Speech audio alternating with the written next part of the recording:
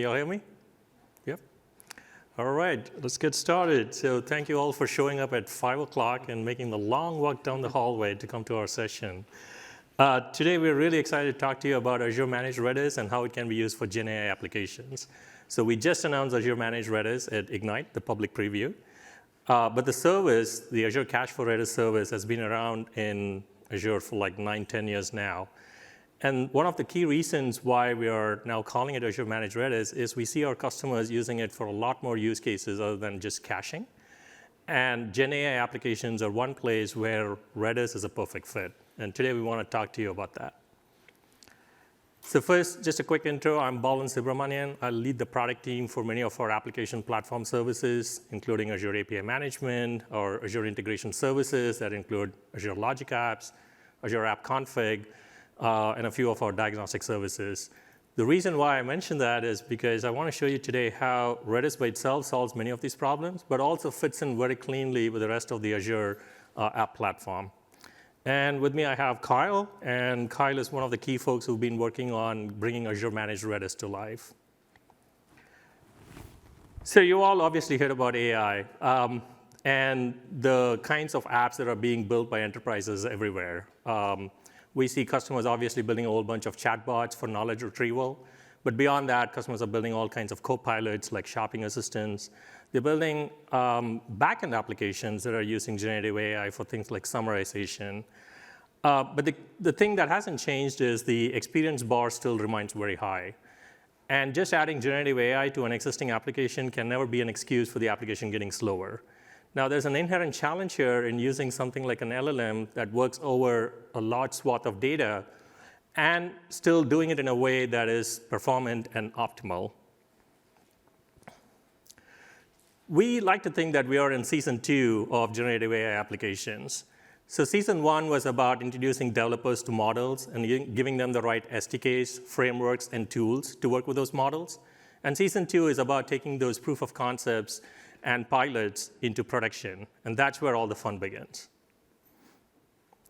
So let's talk about some of the main challenges in implementing AI-based applications. So flexibility in terms of choosing the right set of services and right set of technologies to use for the generative AI application, that's something developers struggle with today, just because there's such a big choice of technologies that are available to them and a bunch of new concepts that they have to learn and implement. Flexibility also manifests itself in other ways that you might be familiar with. For example, Redis is often used for managing session state. But now, in addition to managing user sessions, you also have to manage all the relevant data that you will use for prompting to serve that particular user. The performance expectations, like I mentioned before, are still very high.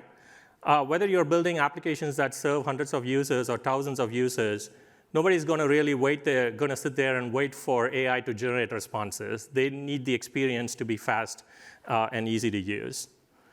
And the key thing to remember is it is actually expensive to build generative AI applications. LLMs and GPUs aren't cheap. So developers have to start thinking about how they optimize their application for using those LLMs right from the get-go. I just wanted to show you an example of a real customer app in production.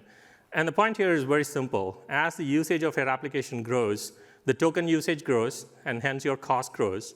And also the latency grows. And you see those spikes in there. Now, one goal of optimization is to make sure we can smoothen out those spikes so that you can kind of benefit from better utilization of all the resources that the app is using. But then the overall goal is also to keep those costs down. Just double-clicking into the flexibility challenges that we spoke about. So with LLMs, let's say you're building a chat application. Localization is going to be important, making sure you're providing responses in the languages that your users expect. That is one example. You also need to be able to fine-tune how your application is using the model through context injections. So things like instructing the model to provide responses that are more formal in a business application versus being maybe more casual in a consumer application. And to make the point again, developers always have to be responsible in how they are using the resources, particularly LLMs and GPUs. So managing token length so that your chat histories, for example, don't overwhelm your context boundaries. And you're also not ending up using way more tokens than what you actually need for your application. Those are all now developer responsibilities. and also storing the most relevant information. Now, in many cases, you're going to have a long chat history or a long interaction history for each execution of your LLM or your intelligent app, and making sure you're picking the right information for that particular context in which the user is interacting with the application at that point in time. That is an important developer challenge as well. And managing user sessions. We spoke earlier about how you now have to manage the data associated with those sessions as well. That will be used as part of prompting your LLM. But you also have to make sure that the data is secure and you're not mixing up the data between multiple users of the same application. And as we talk about data, it's also important for developers to think about time to live. How long are they going to keep the history of each interaction before they expire it, either because it's costing them more to keep it or because it's no longer relevant. Performance challenges, query time latencies. Many of the interactions that you have with the LLM will involve queries that are many times very complicated. And when you mix in hybrid queries where you're doing simple searches through your Redis data store with more complicated vector similarity searches, this query time latency can get quite high.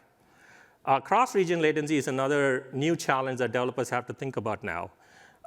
Particularly when you're using global endpoints like what Azure OpenAI, or OpenAI for that matter, offers. Many times the actual resources, the actual LLM instances are running in different regions. And you might actually get different latencies when you're calling these LLMs, even when you're using a global endpoint. The uptime reliability challenge, the reason why it becomes more complicated is now you have more pieces in your tech stack.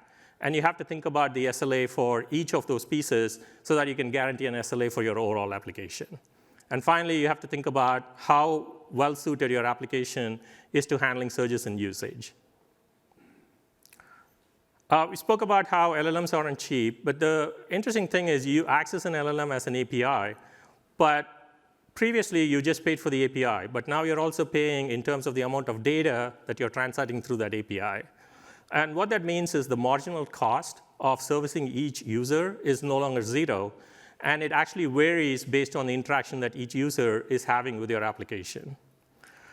Service sprawl is another issue. Again, going back to having many pieces in your tech stack, what ends up happening is you're only utilizing them halfway, and you also have the cost of provisioning and using and managing them. The overhead of doing that is now multifold because you have so many pieces in your tech stack. And a quick thought about context windows. There's been a lot of noise in the industry about, every day you hear about a new model with a larger context window. We kind of tend to think of that as kind of a race to the bottom, right? Or rather, in this case, a race to the top, because that's only increasing the amount of money that you're spending on those LLMs. The more important thing is how can you optimally use those context windows? So as you can imagine, we're here to tell you that Redis offers the solutions to all of these problems. And the reason why we think Redis is particularly suited for this is it's a familiar technology. You probably use Redis in your tech stack somewhere. Many of the capabilities have been built in natively as opposed to being bolted on into Redis. And it's also a battle-tested solution that's been used in production worldwide for many, many years. So let's talk about where you can actually use Redis. So starting from the basics, doing vector search, doing vector embeddings, and doing searches across those embeddings, that's bread and butter for your intelligent applications. And Redis has that built in. When you think about productizing an intelligent app, you're now thinking about the pieces of plumbing that you need to your application so that you can take it into production and scale it to thousands of users. So things like semantic user management and storing chat history, Redis is a great choice for both of those. And then in terms of optimizing your intelligent app, like we said before, developers have to keep an eye and manage their token usage, and Redis can help with that as well. So why should you use Redis? So Redis has had vector search capability built in for quite some time now. So it's mature technology, it's been battle tested, and because it's an in-memory data store, it is extremely fast. There's also extensive community support. So for example, LangChain uses Redis for many of its default implementations. And the community, both from the community, from our partners at Redis Incorporated, and from Microsoft, there's quite a bit of support for using Redis for these use cases. You can use the same instance of Redis that you probably already use for caching and performance acceleration, you can use the same instance to perform vector searches, to store your chat histories, and manage your user sessions. So you have one technology solution that reduces the complexity of your tech stack. And finally, Redis, when you compare it to many of the other solutions that are available, offers a lot of customization. So you can do hybrid queries where, for example, you're taking a simple query like maybe filtering based on geolocation or on a name, and put that together with vector searches. And that's the level of customization that you can get with Redis. So before I get into this, just a quick show of hands. How many of you already use Redis in your tech stack? OK, quite a few of you. And how many use Azure Cache for Redis? All right. So Azure Managed Redis is the Redis that we just spoke about, packaged into a fully managed service that is easy to use, is cost efficient, and performant. With Azure Managed Redis, one of the key things that we did was revamp the entire infrastructure behind the service. So now we can give you, at the same sizes that you were used to, we can give you caches that are 15 times faster and 67% lower in cost. Now, I know these are big numbers, so I invite you to try them out in the pricing calculator as well as part of the public preview. We have that out there. So if you're already using Redis, there's a great opportunity to save. If you're new to using Redis on Azure, I think you will find it cost efficient compared to many of the other options, including self-hosting your own vector databases. The other important change that we made with Azure Managed Redis is we brought the capabilities, particularly the ones that you would be using for your GenAI applications, into all the tiers. So we are no longer differentiating the tiers based on features. The differentiation is just based on the size of the cache that you want and the performance that you want out of the cache. But the features are available for you, including like active georeplication on all the GenAI capabilities. We also support the full Redis stack, so all the Redis modules that come from Redis Incorporated's work, they are included in the service, and you don't have to worry about any of the licensing challenges associated with using those modules.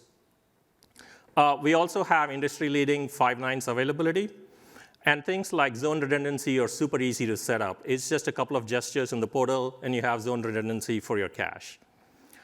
The other thing that we've changed is previously to use some of the enterprise features, you had to go through the Azure Marketplace to acquire the license specifically to use those capabilities as part of the managed offering.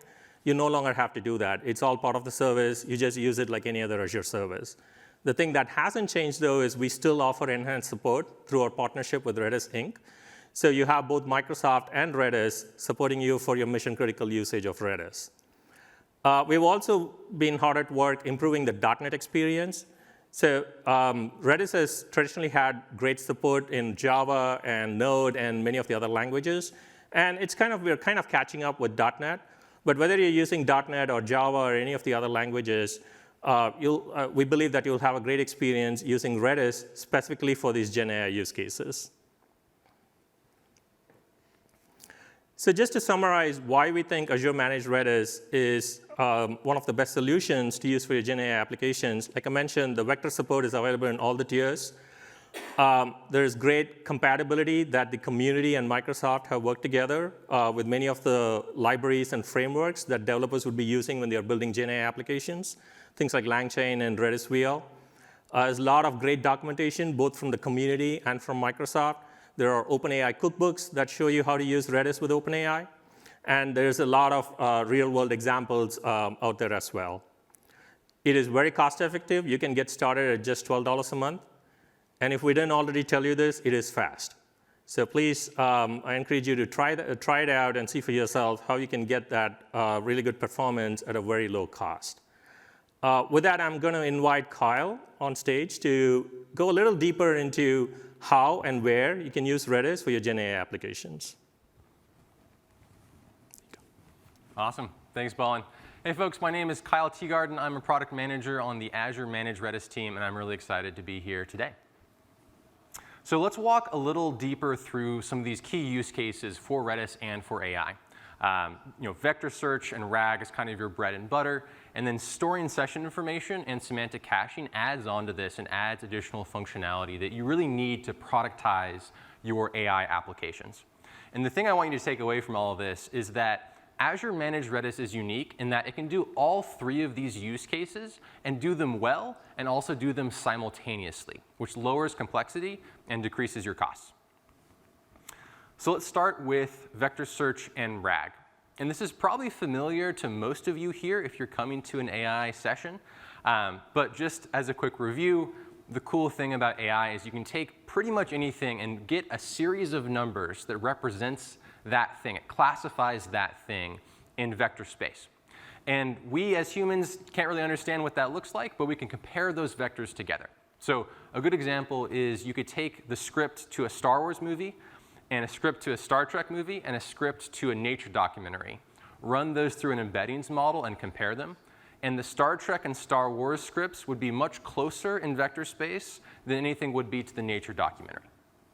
And from a business standpoint, this is useful for things like you could take your company's 100-page healthcare plan, throw it into embeddings models, and then compare that to queries from people at your company. So you can ask, what's my dental coverage? And instead of you having to peel through your 100-page dental plan, you can use vector search to do that much, much easier. And with Redis, Redis can both store and also natively compare and rank these vectors. So you don't have to go outside of Redis. It can all be done in-house, so to say. And that's a powerful technology. So what does this look like in practice? So to put things into actual kind of Azure diagrams here, the way you'd start is you have your document library. That could be on SharePoint. That could be a series of PDFs. It could be whatever, your documentation, et cetera. You would chunk that, so you'd break it into smaller bits and store those bits in Redis, and also the vector embedding of each of those chunks in Redis, which kind of defines the semantic meaning of that chunk. And then if your user or your customer has a query, they can write that query. You can convert that query into embeddings as well, and then compare that vector with the embeddings that you've stored in Redis. And then you can return the top in sections, and then summarize those sections again with a different AI model. So this is kind of your fundamental use case for a vector search or RAG application, and Redis can be at the center of it. Another thing I want to mention here is that Redis is cool because it supported vectors and vector searches before ChatGPT. So it's been around for years. And the advantage of that is that Redis has support in a lot of these fundamental, important libraries that maybe are not as developed for other services or products. And so whether you're using Python like I do, or if you're using JavaScript, .NET, Java, there's probably a framework that supports Redis that meets your needs. So here's an example. This is using LangChain in Python, since I'm a Python guy. And you can see it's not too hard to get started. You basically import your embeddings objects through the Azure OpenAI integration. You import a Redis vector store object. And then at that very end, you can see vector store.similarity search with score. That's what's doing the comparison. It's one line of code. And you actually can expand on that. You can add extra filters and a lot of bells and whistles to it. But at a fundamental level, it's not too hard to get started with embeddings using Redis.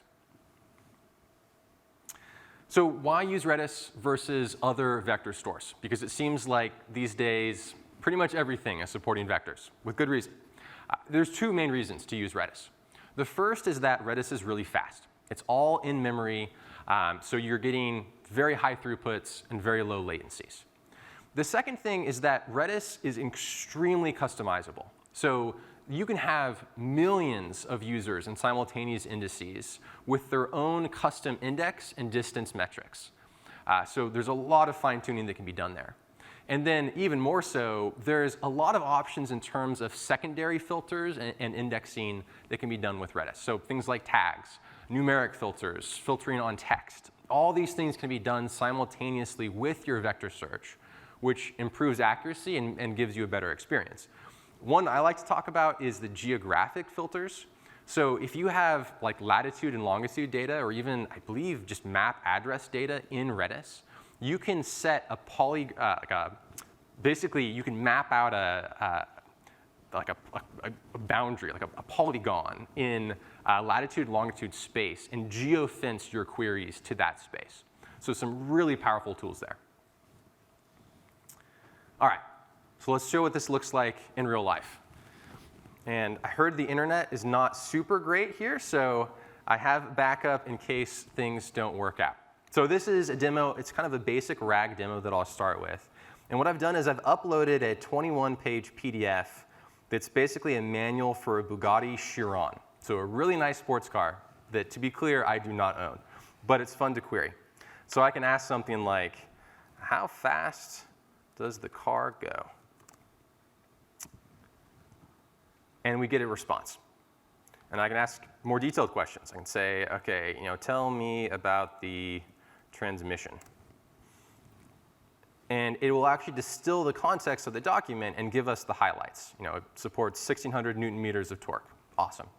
So it's a lot easier to do this than to look through this whole 21-page document. And all of this, again, is using Azure Managed Redis and, in this case, Azure OpenAI behind the scenes. But you can use other AI models if you so choose. All right.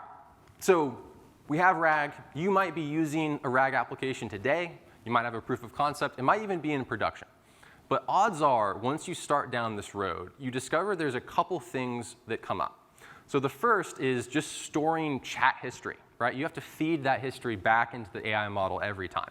And that can be easy, but it's not trivial when you start thinking about, first, multiple users. You might have 100 users. You might have 100,000 users. How do you separate those chat histories from each other? How do you manage them or delete them on a case-by-case basis? It starts getting complicated. And that's where Redis starts to become really useful, because Redis can structure your data, and you can handle it a lot better using Redis than just storing it in memory in your application. Kind of moving on, you start realizing, OK, if we're storing all this chat data and we're feeding it back into the application, that gets kind of expensive. As Balan showed, you can spend a lot of tokens just feeding that chat history back in. And so it'd be nice to kind of trim that history and take only the last in entries, for example. With Redis, there's a couple cool functionalities here. One is that you can store every chat element in a separate key in Redis, which makes it really easy to either pull only the most recent keys or to delete keys one by one. The other cool thing is because Azure Managed Redis supports vectors, you can also do a semantic recall. So you can store the whole chat history and take the most relevant 3 or 4 pieces of chat history because it has that vector support. So that's something that's really unique about Redis and Azure Managed Redis. Third is chat staleness.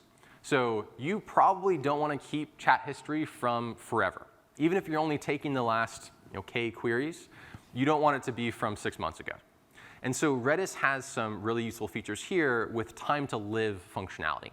So you can set expiration times, where a chat message will only last for 1 hour or 1 day, or set it to expire at midnight every Friday. There's a lot of tools you have here. And the last thing, going off what Balan was talking about, was context injection, where you might want different system instructions for different users. And if you store those instructions in Redis, it's really easy to modify them, delete them, or change them, where it might be harder to do that otherwise. And the good news here is that a lot of these libraries already support Redis for these functionalities. So here I'm showing code. This is using the Redis VL library.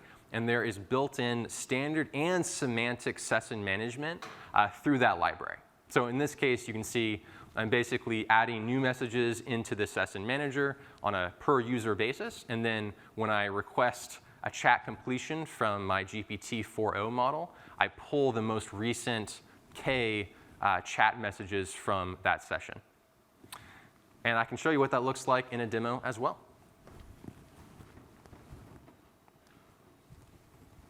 All right, so let's move on to this demo. This is using the Redis VL library, all in Python. And I have 3 users here, Luke, Leia, and Han. And I can ask questions like, OK, what is the capital of France? And it'll tell me Paris. And because I'm storing chat history, I can ask things like, what is there to do there? And since it already knows that I'm talking about Paris, it will return results that are relevant to Paris as soon as the model finishes. We'll talk about that in a little bit. All right, so we have this great result. Cool, I can say, all right, tell me more about number 2. I'm just building up a chat history here so you can see here on the left, I'm actually tracking the number of tokens that are being used as part of the chat history. You see that going up. It's all stored in Redis. And that's great. And I can switch to another user. So I'll switch to 𝗬𝗲 and say, all right, tell me more. And it's going to have no idea what I'm talking about, because it doesn't have that chat history, because it's a different user, where Luke still does. So that's kind of showing storing chat history and with different users. But we can get more fun here.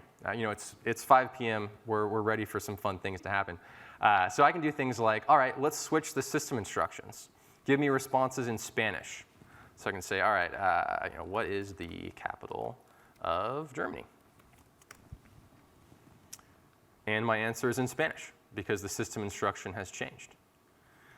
So kind of showing that functionality here. And then I can do things like, actually, I'll show you what this looks like in Redis. So this is called Redis Insights. It's a way to visualize the data in Redis.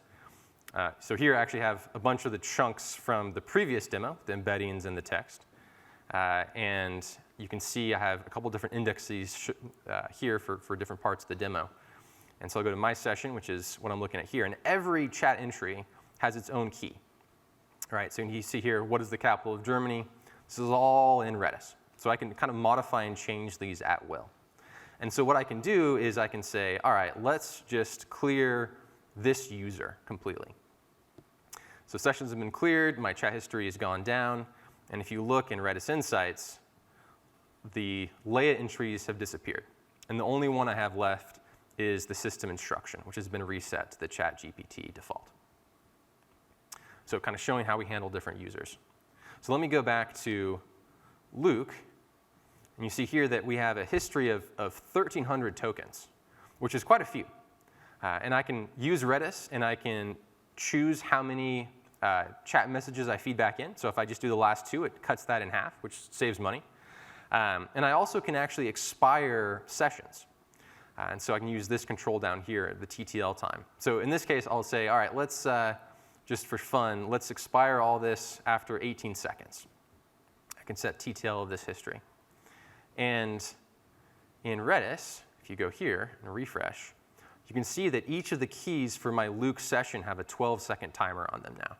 If I refresh again, we're down to 5 seconds. Refresh again, 3 seconds. We're almost there. And they're gone. And so using just Redis, no other logic, I'm able to manage those keys and basically free up a bunch of space and also reduce my costs by deleting maybe old keys. And so if I say here now, tell me more, it's not going to know what I'm talking about because all the chat history has been deleted. So let me hop back. And I think just going back to these slides, really showing examples of how Redis makes doing all 4 of these things, which ultimately you kind of need in a production application, more straightforward because you can do it all within Redis. All right, let's move on to the third one, which is semantic caching. So your normal workflow of connecting to an LLM, you query the LLM, you get a response, which is great in many cases. There's 2 problems. One is it can take a long time. Quick queries, what's the capital of France? Very fast. A complicated query, it can take 5 seconds, 10 seconds, and that can become a problem in applications. We're used to things happening instantly. The other problem is that it can get expensive, right? If you're feeding 2,000 tokens in every time you're making a query, that actually adds up faster than you might think. And so the solution to this could be caching. And this is commonly used everywhere, especially in front of a database, right? Where you use a cache-aside architecture, you have a query that someone has asked before. First, before you query your LLM, you would check your cache, maybe in Azure Cache for Redis, and see if someone else had asked that exact same question before. And that would work really well, and it works great in front of databases, in front of APIs. But AI is different in that the queries themselves are written in natural language and not written in some sort of formalized schema. And so what happens here is I might have what is the capital of France cached, but I don't have please tell me the capital of France. The response is the same. The semantic meaning is the same. But since it's not exactly the same text, a traditional cache won't work. And that's where semantic caching comes in. And this is something that we really enable through Azure Managed Redis because it supports vectors. And the way that semantic caching works is when you have a query, you calculate the embedding of that query. And then you can compare the embedding, rather than the text itself, to prior queries that are stored in the cache and the embeddings of those queries. And so maybe the first time I submitted it, it was, what is the capital of France? And when the next user comes along and says, please tell me the capital of France, because the embeddings are so similar, you can return the result of the original query, which is Paris. And so this is the magic of semantic caching. And this is really useful for AI applications that are actually going to be used in production or by a wide variety of people. Redis is a great platform for this, right? It's designed for caching. That was the original use case. And because it supports vector embeddings natively, you can do all of it within Redis. All the goodies of Redis are available to you. And this can dramatically lower your costs and also improve your query times. Another thing I want to mention here is, in a lot of cases, your LLM query is going to a different region than you might want to be in. All right, LLM models are not supported in every region. In some cases, they actually will be routed to other regions based on capacity, and that increases the latency and the query times. But because Azure Managed Redis has active georeplication support, you can put one cache in up to 5 different regions and have all of them be connected seamlessly. And so if a user in one region is querying your LLM, you can use that response in a totally different region and give local latency. So it's kind of another way to improve performance. And good news, there is library support for this. This is a growing use case. And so this is, again, Redis VL. You can see an example here where I set up this semantic cache object called LLM cache. I feed in my Redis information. And then all I have to do is use this LLM check function for my query, and it checks the cache just to see if there's a similar query that can be returned instead. So a really common use case. We expect this will become more and more common in the next year. All right, I've got another demo here. So let me switch back.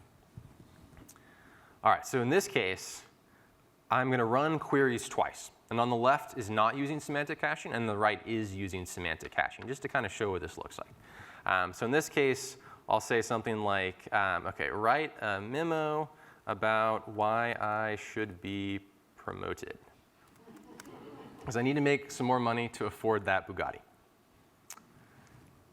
And it's a more complicated query. It's not just a single sentence answer. And so it takes a little more time. And then we're running the same query back. And so, in this case, no caching, right? There's nothing in the cache. It's totally empty. And it's going to take 7 to 8 seconds in this case to return this with 600 or so tokens. So that's kind of expensive, and it takes a long time. So let's say someone else wants to write a similar memo. So what I can do is I can change the query and say, okay, please write a memo about why I should be promoted. I am a very good worker. So different query. And I'll run it again. And again, the no semantic cache option is going to just completely redo the query. It takes about 7 seconds. And you may have not even noticed it, but the semantic caching option did it almost instantly, because it found something similar and just returned that right away. And so as a result, it took 200 milliseconds, which is 30 times faster, and it used 0 tokens rather than 546 tokens. So it won't happen every time, but this is the power of semantic caching. It saves a lot of time, saves a lot of money.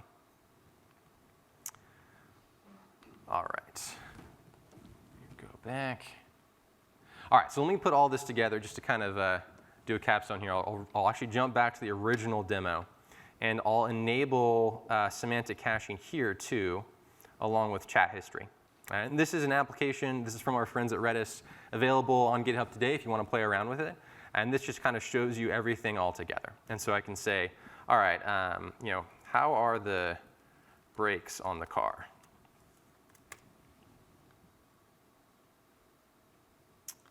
All right, cool. They're super advanced and performant. All right, I can say, all right, well, tell me about the brakes. And we immediately got a cache hit from the text in the document that took much less time and cost much less, with all this being included in the memory. So I can ask future queries, and it'll have the context for it. So just kind of showing you what it looks like put all together as an example. All right, go back to the slides. So I hope this was helpful to kind of understand how Redis bolts on to maybe your existing applications. And I want to hand it back to Balan to talk about how Redis and Azure Managed Redis fits into the overall picture for GenAI applications. Back to you, Redis. All right. Thank you, Kyle. That was pretty awesome.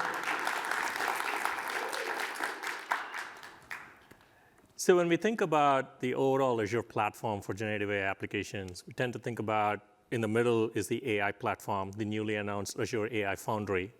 Then you have the data platform that includes both your knowledge sources, things like Microsoft Fabric, and also things like Logic Apps to bring knowledge from different sources in your organizations.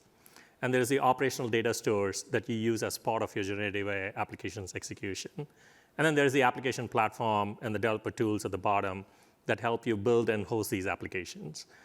The interesting thing about Redis is it could fit in any of these blocks. We had to put it in a box somewhere, so we put it in operational data stores. But that's the flexibility that you get with Redis. The other thing that you get is deep integration into the rest of the platforms, into the data platform, into the AI Foundry. For example, the AI Foundry has a management console that shows you monitoring metrics, and you can have your Redis cache metrics show up in that console automatically. So it's a deep integration that we're able to bring by having Redis as a fully managed service on Azure. Now, services like Azure OpenAI, just OpenAI, not even Azure OpenAI, already offer some of these capabilities, like semantic caching is built into OpenAI. But it doesn't have the level of customization, all the knobs and whistles that Kyle demoed into how you can look into the cache, how you can expire things in the cache. It doesn't have those customizations. And it's also not deeply integrated into the rest of Azure. And finally, it is not a technology that you use today. But Redis, most often than not, is. So with that, I just want to show you one last example of how we are integrating things together. And a great example here is the integration of Azure Managed Redis into the GenAI capabilities that we have in Azure API Management. So this is a very common pattern that we see when our customers are taking their GenAI apps to production. They'll have many models that they use behind a GenAI gateway, and the GenAI gateway is what the different applications talk to. The advantages of doing this are largely around governance and monitoring your usage, and also being able to enforce some policies on how different applications are using the models within your organization. Things like content safety, they can now all be implemented and managed centrally. The really nice thing here is with just a few gestures in the portal or with just a very simple bicep template, you can quickly add Azure Managed Redis into Azure API Management. And what that gives you is semantic caching out of the box for all of your applications, regardless of which models that they're using. So with that, I want to hand it back to Kyle to talk about a few next steps. Awesome. Thanks, Balan. So if you want to learn more, what you do, actually, before that, I have a takeaway slide. So just to hammer this home, because it is like almost 6 p.m. During a major event. So I think the takeaway here is really that Redis is a great choice for any three of these, right? You can use it standalone. It's fast. It's customizable. It itself is a great choice. But the thing that's really special that I want you to take home is this bottom point. You can do all three simultaneously, which means you don't need to handle 3 different applications or more to do all 3 of these. And you can do customization once, not multiple times. And it's just easier for DevOps. It's easier for your developers.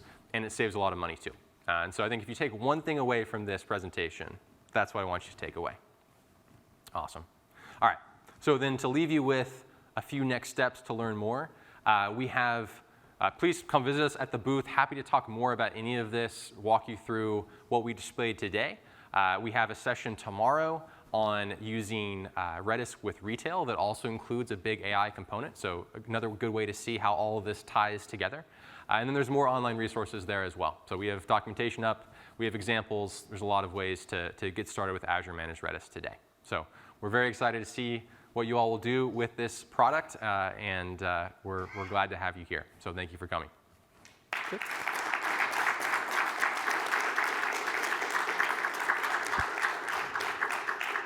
And if you have any questions, there is a mic right there. We're happy to answer those questions. Or we'll be around too. Or so be if around you just want to yeah. talk to us, that's fine too. Yeah. Great, thank you. Yeah. Oh, are there questions online? Yeah. Yeah, use the mic. Oh, sorry, just, go ahead. I'm for the just gonna recording. Yeah. Speak it on the mic so that it's recorded. So are all of the sample applications that you use today available on GitHub? So the first one is. The other two are not yet on GitHub because I wrote them and I can put them on GitHub imminently. So, That's awesome. yes. Yeah, but the Redis workbench that you showed is That available is, today. yes. Yes. Yeah. And then the next question I have from online is there a chance that the semantic cache, looking for similarity, may bring the wrong answer back, creating a problem to the application? Ooh, that's a fun question. So the answer to that is yes. And there's actually something that's worth showing about that, and that's included in both of the demos I showed, which is this distance threshold metric here. That's how close it needs to be a hit. And I did that in this one here too, the similarity threshold. So there's examples where if I said, write a poem about how cute puppies are, and then I searched again for write a poem about how cute kittens are, it might return the result about puppies and not kittens. It's a major problem. And so you have to play around with that similarity threshold based on how important it is to have a unique query every time. And you can change it on the fly, too. So that's kind of one solution, is that threshold metric. The other solution, which is somewhat unique to Redis, is that you can use tagging, metadata, other things to filter with, and that can help prevent those queries from being kind of incorrectly cached in that case. So something to definitely be cautious of, but there are some ways to prevent that from being a major problem. Yeah, and to add to that, all the visibility that you get into what is actually in the cache, that is also helpful, something you don't get with, something, for example, that's built into OpenAI. Yeah. Yeah, quick question. How do you deal with things like context, right? To where you say, tell me more about this, Yeah. for example. Yeah. And semantic caching. Yeah, so it's tricky with semantic caching. The benefit, the way to handle it is to include it with chat memory. Because you don't want to just have the semantic cache handle the phrase tell me more. But if you bundle it with the context that the tell me more came with, that's also included in the semantic caching. And so that's kind of a way to handle that specifically. But to be totally frank, it's not perfect. That's something that you do have to be a little cognizant about to not cache something that will then get hit every time someone asks for more information. Yeah, that could be a control that you add so that you're not caching that particular query, but you're always including the prompt, or you're always using the conversation history from the Redis cache, and that'll help with giving the relevant answers. Yeah. Good questions. Anything more online, Ricky? No. Nope. Awesome. Oh, cool. Pricing is lower. Yeah. Cool. 67%. Yeah. It's fun to say that. Awesome. Well, thank you so much for coming. And if you have more questions, we'll be around afterwards. All right. Thank you.